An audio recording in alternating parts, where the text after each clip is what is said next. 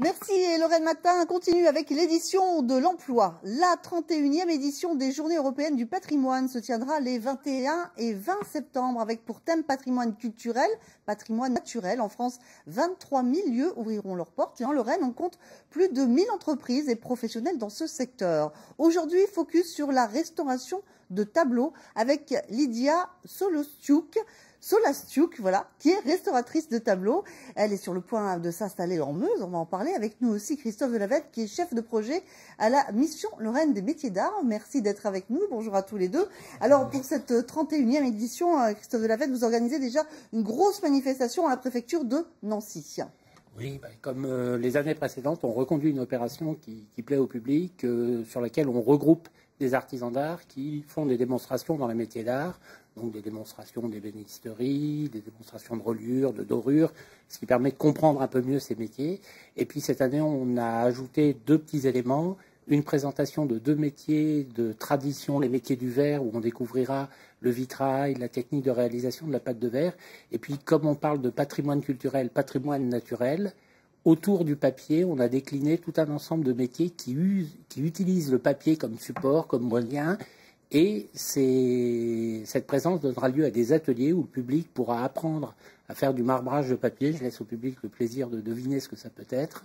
Ou apprendre à faire du papier, apprendre à plier du papier avec un origamiste, ou faire de la calligraphie. Donc le public, petit et grand, est convié à ces ateliers. Alors, vous me disiez en préparant cette émission qu'il faut un peu chasser les images anciennes, que les métiers de la restauration sont pleins de jeunes talents. On va en avoir l'illustration dans un instant. Un mot sur les formations, quand même assez rapide.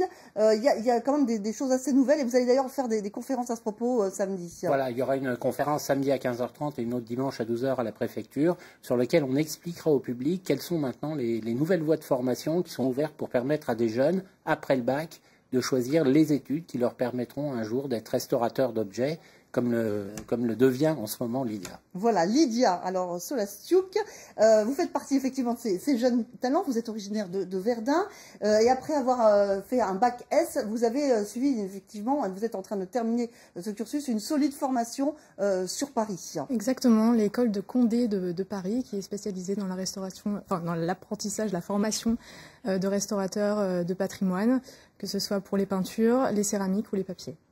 Alors pourquoi vous avez choisi ce métier Bac S, on ne s'attend pas forcément à ce choix. Alors j'ai choisi cette formation après avoir réfléchi à ce que j'aimais vraiment, c'est-à-dire un travail manuel, être au contact du monde de l'art, au contact des œuvres, de l'histoire, et aussi ce qui était important pour moi, c'était de rester aussi dans un monde scientifique, et la restauration m'apportait tous ces éléments, et c'est pourquoi elle est apparue ensuite comme une évidence. Alors, autre évidence, puisque vous êtes en train de créer votre atelier, là aussi vous allez vous implanter en Meuse. Pourquoi aussi ce choix?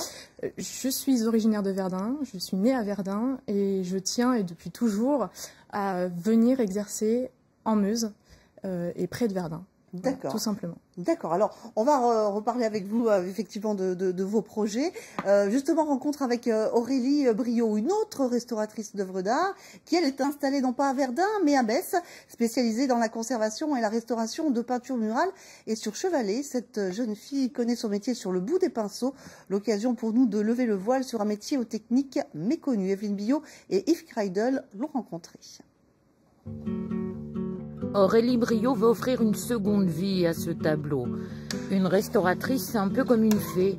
Pour elle, pas de baguette magique, mais des pinceaux, des cotons-tiges, des produits qu'elle élabore avec soin pour nettoyer, recoller, redonner de l'éclat. Un métier qui ne s'improvise pas. Actuellement, en fait, les formations, c'est 5 ans après le bac. Et après, moi, j'ai eu la chance, en fait, d'avoir une place de salarié, en fait, après mon diplôme. Ça m'a permis un petit peu de voir le vrai monde du travail dans le milieu de la restauration et ça m'a décidé à m'installer après. Aurélie Briot a créé son atelier en 2007 après un passage en couveuse, un choix qu'elle ne regrette pas même si le travail est fluctuant et les choses parfois longues et compliquées quand il s'agit de décrocher un chantier. on dépend énormément des subventions en fait, qui sont données aux communes, des chantiers qui vont être mis en route. Après, je travaille avec des collectionneurs, donc des propriétaires privés également, et ça me permet de pallier un petit peu les manques d'un côté ou de l'autre en fait, de la partie privée et publique. Des privés qui lui confient souvent des tableaux de famille, portraits d'un ancêtre ou toiles peintes par une grand-mère, un grand-oncle. C'est alors par attachement sentimental qu'ils engagent une restauration. C'est toujours passionnant, c'est quelquefois un peu stressant parce qu'il y a des tableaux qui sont un petit peu plus capricieux que d'autres, qui sont un peu plus sensibles, qui ont déjà été restaurés. Donc là, du coup, on intervient avec d'autres matériaux que les matériaux d'origine et il faut faire avec. Et il y a toujours, souvent, des découvertes et c'est toujours intéressant, c'est jamais la même chose. Marché public ou privé, il faut souvent que plusieurs spécialistes de restauration du patrimoine se mobilisent pour sauvegarder une œuvre. Et cette étiquette, en fait, avec un papier assez ancien, il va être confié à un restaurateur de papier, en fait, qui va le doubler, faire des petites réparations.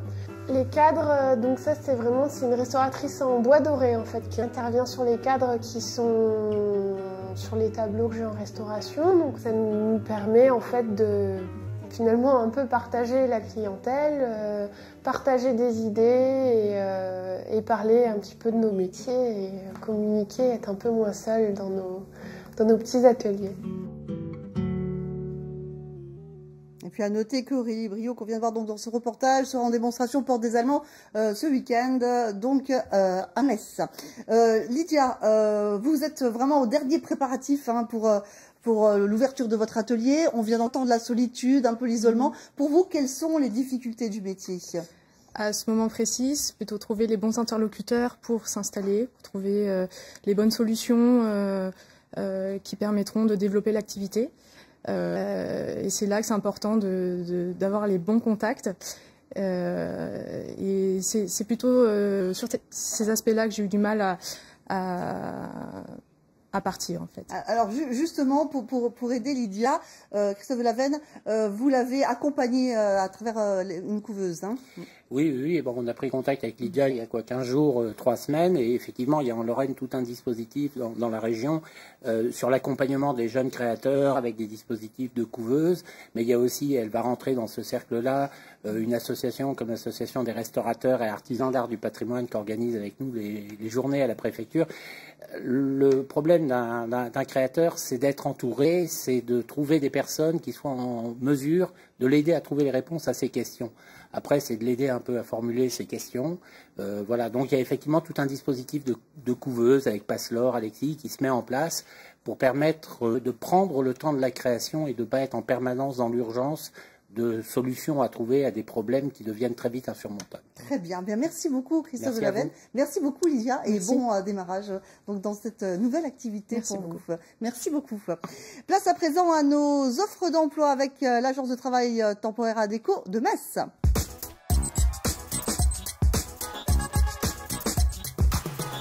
Et on retrouve Claire Théobald de l'agence donc de Metz qui est avec nous par téléphone, qui a nous proposé tout d'abord un poste de boucher. Bonjour Claire. Bonjour.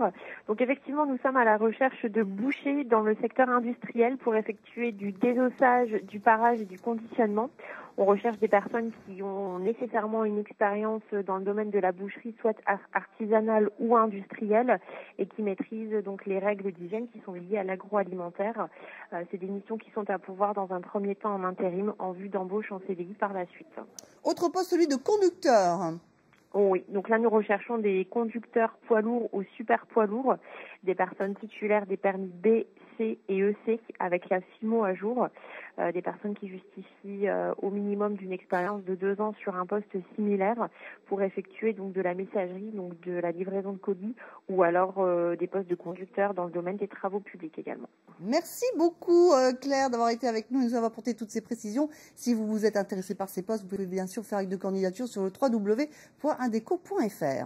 Et justement, quand on veut postuler un poste, mieux vaut bien préparer son entretien d'embauche. Quels sont les conseils que l'on peut donner? C'est ce que nous allons voir avec Laure Sibilski, qui est consultante RH et conseillère en formation.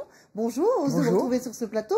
Alors, pour être bien armé, il y a plusieurs points. D'abord, se renseigner sur l'entreprise où on va postuler.